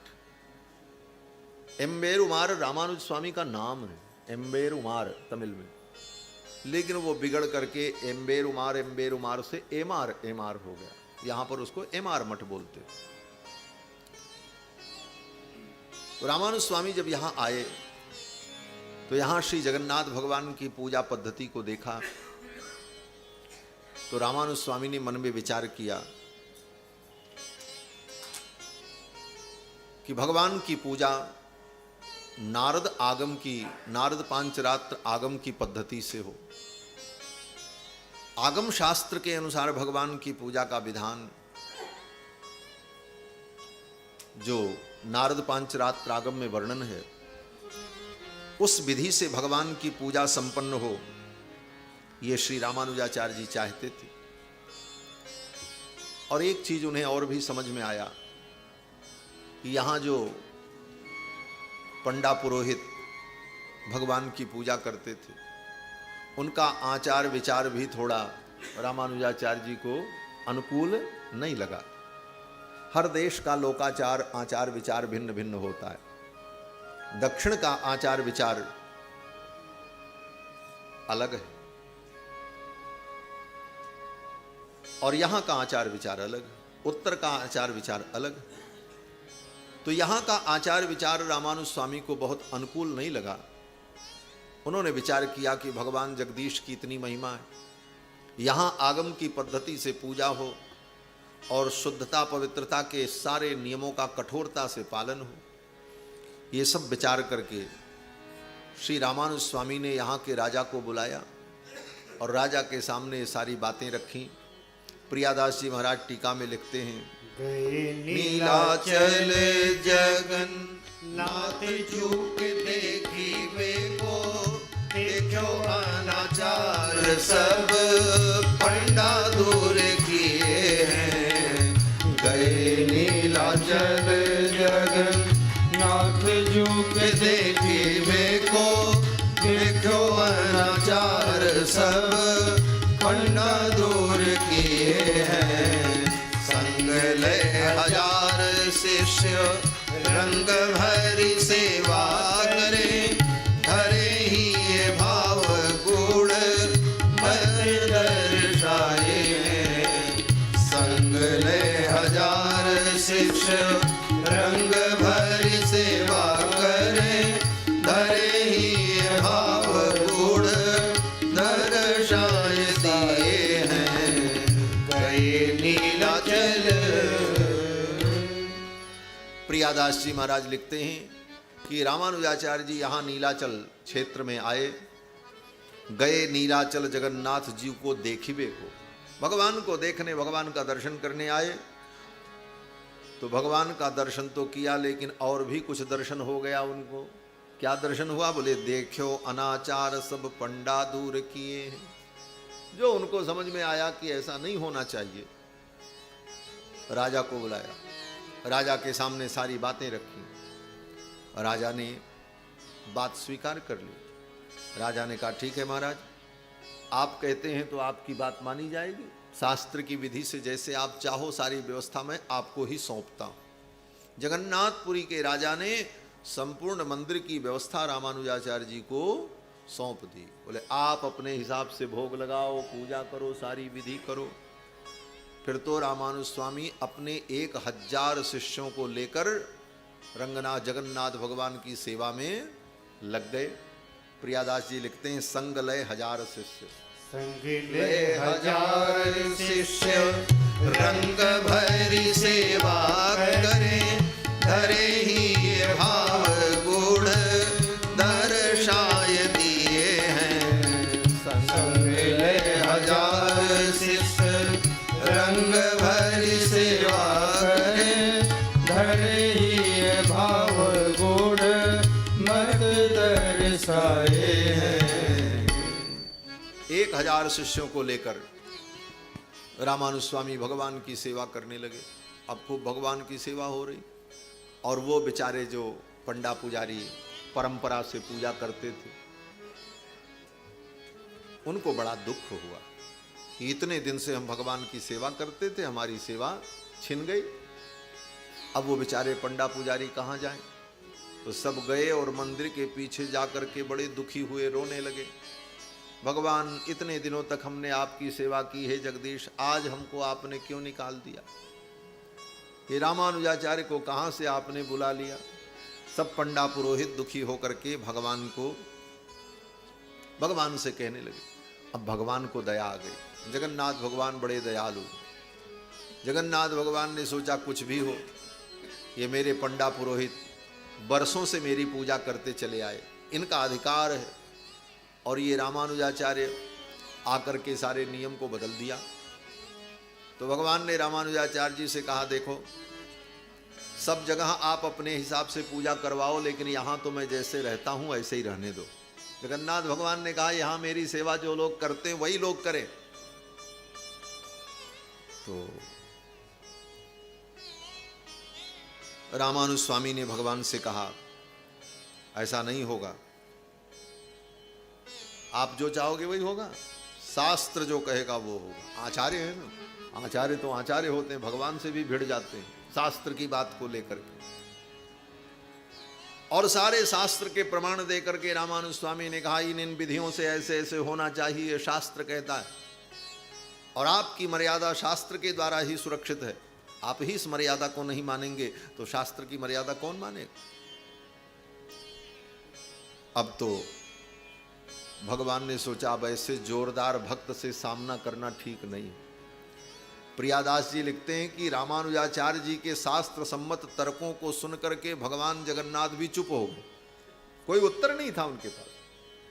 कहते हैं जोरावर भक्त सो बसाए नहीं, जोरावर भक्त सो बसाए नहीं, कही कीति रति हूँ न लावे मन, चोज दर्शायो है। जोरावर भक्त सो बसाए नहीं, कही कीति रति हूँ न लावे मन, चोज दर्शायो है। ऐसे जोरदार भक्त रामानुज स्वामी, भगवान की बात नहीं चली। भगवान ने सोचा अब हम क्या करें, ऐसे जोरदार भक्त से तो मेरी कोई बस नहीं चलेगी। और ऐसे भी ये शेषावतार हैं, ये भगवान को भी जब जवाब देते हैं महाराज तो भगवान को भी चुप होना पड़ता है। और इनकी बात अगर भगवान न माने तो भगवान को भी कष्ट में पड़ना पड़ता है। क्यों बोले ये रामानुज हैं।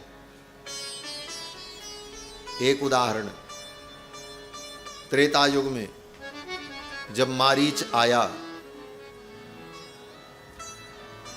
तो मारीच को देखकर सीता जी ने कहा ये सोने का मृग बड़ा सुंदर है, आप इसे ले आओ। राम जी ने धनुष बाण उठाया, चल पड़े। लक्ष्मण जी ने रोका, प्रभु मत जाओ। रामानुज की बनाई हुई उस मर्यादा रेखा का उल्लंघन सीता जी ने किया और परिणाम क्या हुआ बोले सीता जी को लंका में जाना पड़ा और राम जी के वियोग में दुखी होना पड़ा। आचार्य रामानुज की महिमा ये है कि अगर उनकी मर्यादा को भगवान भी त्याग दें तो भगवान को भी संकट में पड़ना पड़ता, सीता जी को भी संकट में पड़ना पड़ता है, वो रामानुज। इसीलिए रामानुज स्वामी को सभी आचार्यों ने मर्यादा मार्गी कहा है। पूरे भक्तमाल में, भक्तमाल ग्रंथ में रामानुज स्वामी को मर्यादा मार्गी कहा जाता है। इनकी मर्यादा जो है वो अद्भुत है। रामानुज स्वामी ने कहा मर्यादा तो यही है कि आपके यहाँ पूजा ऐसे विधि विधान से हो। जगन्नाथ भगवान को भी चुप होना पड़ा। जब रामानुज स्वामी की इस बात को सुन करके भगवान चुप हो गए, भगवान ने सोचा अब क्या करें। इधर मेरे भक्त रो रहे हैं, सारे पंडा पुरोहित रो रहे थे, मेरी तो जीविका चली गई, अब तो मेरा जीवन नहीं रहेगा। तब भगवान ने कहा अब कुछ करना ही पड़ेगा। तो भगवान ने गरुण जी को बुलाया और अपने वाहन गरुण से कहा एक काम करो, रात्रि में जब रामानुज सो जाए तो इनके 1000 शिष्यों के सहित रामानुज को उठा करके कांची पहुंचा दो। ये न यहाँ रहेंगे न बवाल होगा। और भगवान जगन्नाथ ने अपने गरुण को आदेश दिया और रातों रात जगन्नाथपुरी से उठा करके रामानुजाचार्य जी को उनके शिष्यों के सहित गरुण जी ने ले जाकर के कांची में रख दिया। गरुण को आज्ञा दई सोई मान लई पुन, गरुण को आज्ञा दई सोई मान लई पुन, शिष्यनि समेत निज देश छोड़ी आयो है। शिष्यनि समेत निज देश छोड़ी आयो है। जागी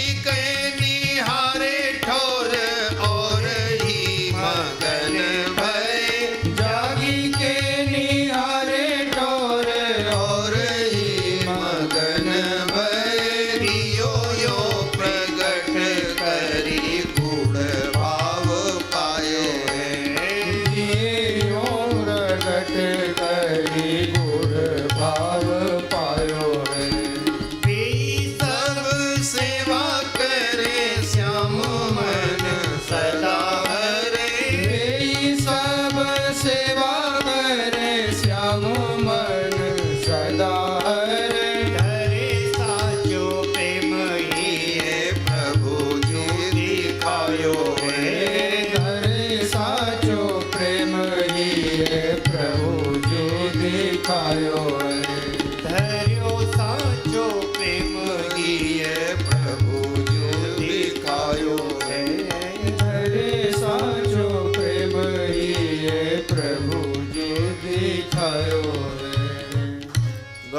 भगवान ने आज्ञा दी। गरुड़ जी ने परिकरों के सहित भगवान श्री रामानुजाचार्य को कांचीपुरी में पहुंचा दिया। जाग के निहारे ठौर और ही मगन भये। जब नींद खुली तो देखा कांची में आ गए। समझने में देर नहीं लगी। रामानुज स्वामी ने कहा भगवान की यह भी दिव्य लीला है। अगर भगवान उन भक्तों की सेवा से ही प्रसन्न है तो अच्छी बात है, और भगवान तो जिसको स्वीकार कर ले, अच्छा हो बुरा हो, पतित हो दीन हो मलिन हो, भगवान जिसे स्वीकार कर लेते हैं वही पवित्र होता है। आप बहुत बड़े पवित्र हो, सारे वेद शास्त्र के नियम का पालन करो, लेकिन आपको भगवान ने अगर नहीं स्वीकारा कराया, बेकार है। तुलसीदास जी महाराज कहते हैं जाको हरि दृढ़ करी अंग कर्यो। ठाकुर जी ने जिसको अपना लिया सोई सुशील पुनीत वेद वित विद्या गुणनी भर्यो। वही पुनीत है, वही पवित्र है, वही वेदादि शास्त्रों से युक्त है। क्यों? बोले भगवान ने अंगीकार कर लिया। उदाहरण दिया, उत्तम कुल में उत्पन्न होना बहुत अच्छी बात मानी जाती है, लेकिन पांडव की उत्पत्ति का अगर विचार करो तो पांडव की उत्पत्ति कितनी उत्तम है। तुलसीदास जी कहते हैं उत्पत्ति पांडु सुतन की करनी मुनि सतपंथ डर्यो। पांडव की उत्पत्ति को अगर देखो तो श्रुति और शास्त्र भी इनकी करनी को देख करके डर जाए, लेकिन पांडव की कितनी महिमा संसार में हुई। क्यों? बोले भगवान ने इनको अपना लिया। पांडव की उत्पत्ति कितनी अच्छी।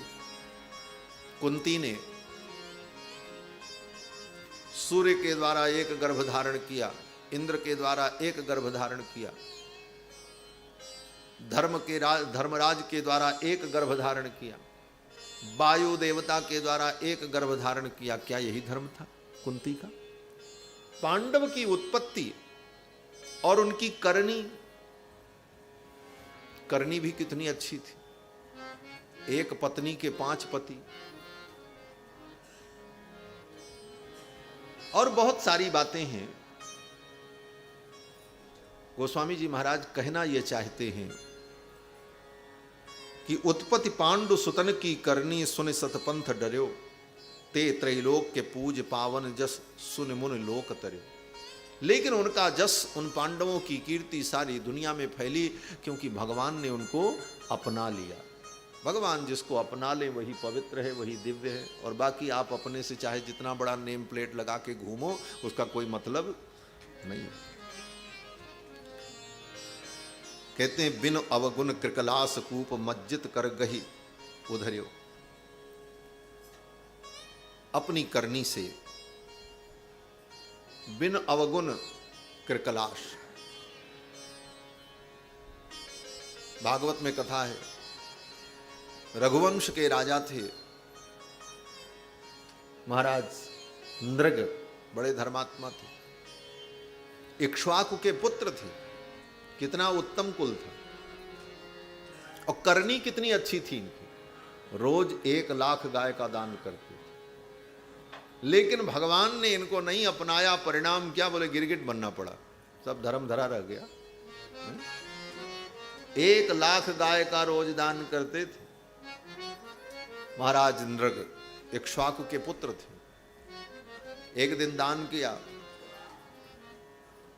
एक गाय जिस ब्राह्मण को दान किया था उस ब्राह्मण की गौशाला से भाग करके फिर राजा की गौशाला में आ गई।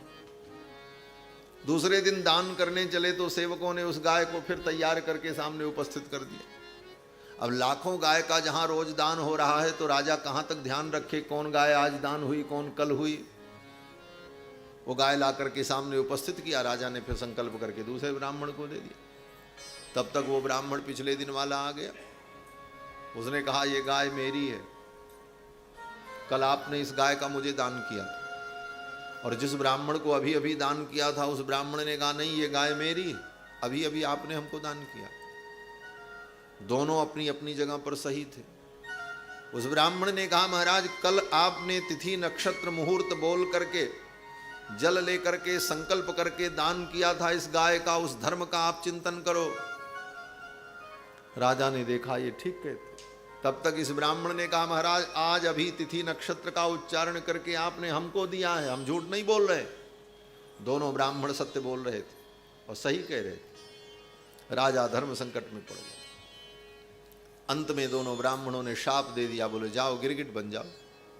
कृकलास बनना पड़ा। ऐसा उत्तम कुल इक्ष्वाकु के पुत्र और करनी इतनी पवित्र, नित्य प्रति 1 लाख गाय का दान करना साधारण बात। लेकिन उसके बाद भी क्या बनना पड़ा, बोले कृकलास बनना पड़ा। बिनु अवगुण कृकलास कूप मज्जित कर गही उधर। लेकिन जब भगवान की कृपा हुई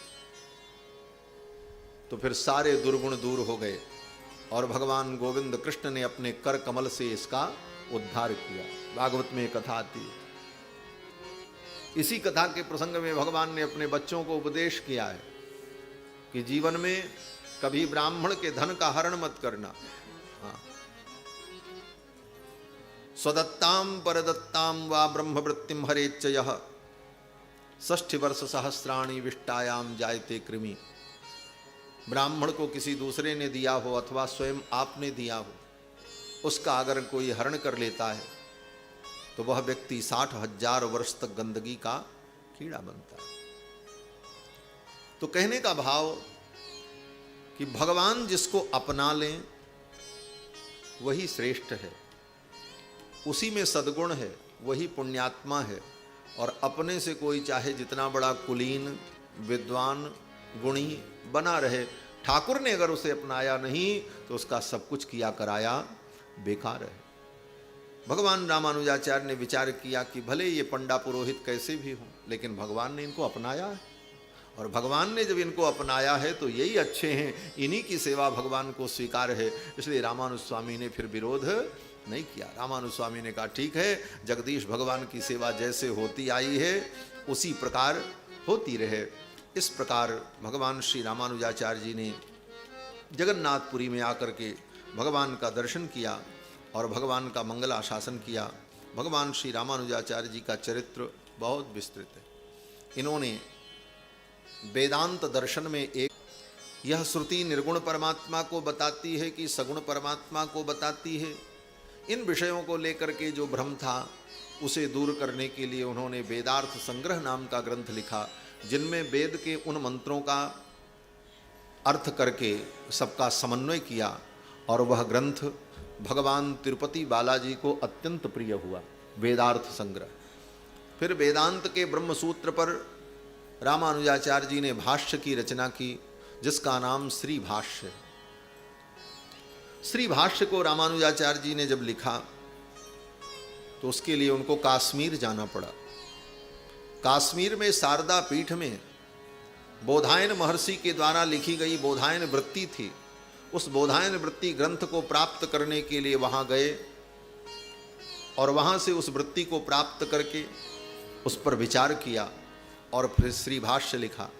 जब श्री भाष्य लिखा तो शारदा को समर्पित किया। शारदा ने प्रसन्न होकर के सरस्वती ने कहा कि आपके भाष्य का नाम श्री भाष्य किया जिसका नाम वेदांत दीप, और एक लघु भाष्य किया जिसका नाम वेदांत सार, और 3 गद्यों की रचना की, श्री रंग गद्य, श्री शरणागति गद्य और श्री वैकुंठ गद्य। और नित्य ग्रंथ, नित्य ग्रंथ माने भगवान की नित्य पूजा कैसे हो, पूजा की विधि का वर्णन उस ग्रंथ में किया। इस प्रकार 9 ग्रंथों का निर्माण करके विशिष्टाद्वैत सिद्धांत का संस्थापन किया भगवान रामानुजाचार्य जी ने। और 120 वर्ष तक इस धरा मंडल पर रहकर सभी दिशाओं में, 10 दिशाओं में भक्ति का विस्तार किया रामानुजाचार्य जी ने। इसीलिए आज भी उनके अनुयायी उनके सिद्धांत का 10 दिशाओं में प्रचार करते हैं। और यही हम अनुसंधान करते हैं, सर्वदेश दिशा काले स्वव्याहत पराक्रमा रामानुजार्य दिव्याज्ञा वर्धताम अभिवर्धताम। रामानुस्वामी की आज्ञा का संवर्धन हो और उन्होंने जो जीवों के कल्याण के लिए मार्ग बताया वह मार्ग सभी जीवों तक पहुँचे। भगवान श्री रामानुजाचार्य जी ने तिरुपति बालाजी में जाकर भगवान का उत्सव, भगवान की सेवा और भगवान की पूजा का विधान तय किया। जो तिरुपति बालाजी आज हैं, उनको पहले लोग कार्तिकेय समझ करके उनके ऊपर तेल चढ़ाते थे और तंत्र की विधि से पूजा करते थे। तो भगवान बालाजी, तिरुपति बालाजी ने रामानुज स्वामी को स्वप्न दिया, आप आकर के मेरी पूजा व्यवस्था ठीक करो। रामानुज स्वामी ने जाकर के वहाँ के राजा से मिलकर सब कुछ निर्णय किया। अंत में भगवान बड़े प्रसन्न हुए। तिरुपति बालाजी का जो मूर्ति विग्रह है, आपने देखा होगा, तिरुपति बालाजी के विग्रह में ऊपर की जो दोनों भुजाओं में शंख चक्र दिखता है, वो शंख चक्र मूर्ति में नहीं बना है, वो ऊपर से चांदी के, सोने के शंख चक्र लगा दिए जाते हैं। मूर्ति में तो केवल 2 उंगलियां ऐसी हैं। तो जो कार्तिकेय समझकर उनकी पूजा करते थे, उन भक्तों ने कहा ये विष्णु भगवान नहीं है तो कार्तिकेय हैं। बोले विष्णु भगवान क्यों नहीं है? बोले इनके शंख चक्र का चिन्ह नहीं है, इसलिए कैसे माने कि ये विष्णु। तो भगवान ने रामानुज स्वामी से कहा ऐसा करो कि गोपनीय ढंग से मंदिर के भीतर आकर के आप मेरी भुजाओं में शंख चक्र लगा दो। तो रामानुज स्वामी तो शेषावतार, सर्प का रूप धारण करके नाली के माध्यम से भीतर गए और भीतर जाकर के शंख चक्र की मुद्राओं को भगवान की भुजा में लगा दिया। जब मंदिर खोला गया तो देखा महाराज दोनों भुजाओं में शंख चक्र। राजा ने कहा ये तो विष्णु का स्वरूप है। रामानुज स्वामी ने कहा वो तो मैं पहले ही कह रहा था, आप इनकी सेवा वैष्णव पद्धति से करवाओ, पांचरात्र की पद्धति से, वैखानस पद्धति से इनकी सेवा हो। तो राजा ने बात मान ली और सेवा का सारा भार रामानुज स्वामी को दे दिया। फिर रामानुज स्वामी भगवान की सेवा का संवर्धन करने लगे। भगवान बड़े प्रसन्न हुए। भगवान ने रामानुज स्वामी से कहा, रामानुज आपने मेरी भुजाओं में शंख चक्र लगाया। जो भुजाओं में शंख चक्र के चिन्ह को अंकित करता है वो आचार्य होता है। इसीलिए वैष्णव दीक्षा में भुजाओं में शंख चक्र के चिन्ह दिए जाते हैं। वैष्णव का यही लक्षण है कि जे बाहुमूल परिचिन्हित शंख चक्राः ये वा ललाट फलके लसदोर्ध पुंड्राः ते वैष्णवाः भुवनमाशु पवित्रयन्। तो भगवान ने कहा कि आपने हमको शंख चक्र दिया तो आप मेरे आचार्य हुए, तो आचार्य को दक्षिणा देनी चाहिए। मैं आपको क्या दक्षिणा दूं, आप बताओ। तो रामानुज स्वामी ने भगवान से कहा, प्रभु अगर आप दक्षिणा देना चाहते हैं तो यही दक्षिणा दे दीजिए कि अस्मत् संबंधि संबंधे चरमावधि यावत। हे भगवान, आने वाले युगों में, वर्षों में मेरा कोई भी संबंधी हो, मेरे शिष्य का शिष्य, शिष्य का शिष्य, शिष्य का शिष्य, यदि वो मुझे अपना आचार्य मानता है और मेरे प्रति श्रद्धा रखता है और मेरे संबंध को मानता है, तो उसके कर्मों पर बिना विचार किए आप उसको अपने चरणों में आश्रय प्रदान करेंगे। यही गुरुदक्षिणा हमको दे, यही गुरुदक्षिणा मांगी भगवान। इसीलिए हमारे रामानुज संप्रदाय में आज भी मान्यता है कि भगवान रामानुजाचार्य से संबंध जुड़ जाने के बाद मोक्ष की चिंता हमें नहीं करनी चाहिए। संत्यज सकल मुपाया चरणम ब्रज रामानुज चरणौ शरणम। संत्यज सकल मुपाय। इसलिए आज भी बालाजी का दर्शन करने जाओ तो वेंकटेश बालाजी के यहाँ पर सफ़ेद सफ़ेद चंदन लगाया जाता है, तिरुपति बालाजी। और वो कुदाल, जिस कुदाल से अनंत आलवान ने भगवान के ऊपर प्रहार किया था, वो कुदाल भी आज भी रखी हुई है तिरुपति में। कभी तिरुपति बालाजी दर्शन करने जाओ तो मुख्य द्वार से जब भीतर जाओ तो ज्यों ही मुख्य द्वार में आप प्रवेश करेंगे, वहाँ गोपुरम के बगल में दीवाल में ऊपर अंग्रेजी में लिखा हुआ है, तमिल में भी लिखा हुआ है, हिंदी में भी लिखा हुआ, अनंत आलवान की कुदाल। और उस कुदाल को दीवाल में क्लिप करके आज भी लगा हुआ है, लोग दर्शन करते हैं और प्रणाम करते हैं। ऐसे महान आचार्य भगवान रामानुजाचार्य, जिनके शिष्य अनंत आलवान हुए, जिनके द्वारा तिरुपति बालाजी की सेवा का विस्तार कराया रामानुज स्वामी ने, और अनंत आलवान ने जिस सरोवर को तैयार किया, सेवा होती है, बड़ा विस्तृत है। और भी अनेक महान कार्य रामानुज स्वामी जी के द्वारा हुए। कर्नाटका में मैल कोटे में जो संपत कुमार भगवान विराजमान हैं, उन संपत कुमार भगवान की मूर्ति को दिल्ली का बादशाह चुरा ले गया था। भगवान ने स्वप्न दिया, मुझे ले चलो। रामानुस्वामी गए और भगवान को वहां से लेकर के आए और ला करके वहां पर स्थापित किया, से लेकर के आए और ला करके वहां पर स्थापित किया। तो संपत कुमार भगवान को जब स्थापित किया तो संपत कुमार भगवान को पुत्र के समान रामानुस्वामी ने स्नेह दिया है, इसीलिए उनका नाम रखा संपत कुमार। हमारे यहाँ आचार्य लोग अनुभव करते हैं कि रामानुस्वामी का भगवान से 4 संबंध है। श्री रंगनाथ भगवान रामानुस्वामी के पिता हैं। कांची के श्री वरदराज भगवान रामानुस्वामी के गुरु हैं और तिरुपति बालाजी वेंकटेश भगवान रामानुस्वामी के शिष्य हैं और मैल कोटे के संपत कुमार भगवान जो हैं वो रामानुस्वामी के पुत्र हैं। पुत्र, शिष्य, गुरु और पिता, भगवान से 4 संबंध रामानुस्वामी का। जिन आचार्य का भगवान से 4 प्रकार का संबंध है, ऐसे रामानुस्वामी से हमारा संबंध है। यही हमारे लिए बहुत बड़ा गौरव है और यही हमारा सबसे बड़ा संबल है। संत्यज सकल मुपाया चरणम ब्रज रामानुज चरणौ शरणम भजयति राजम भजयति राजम भजयति राजम।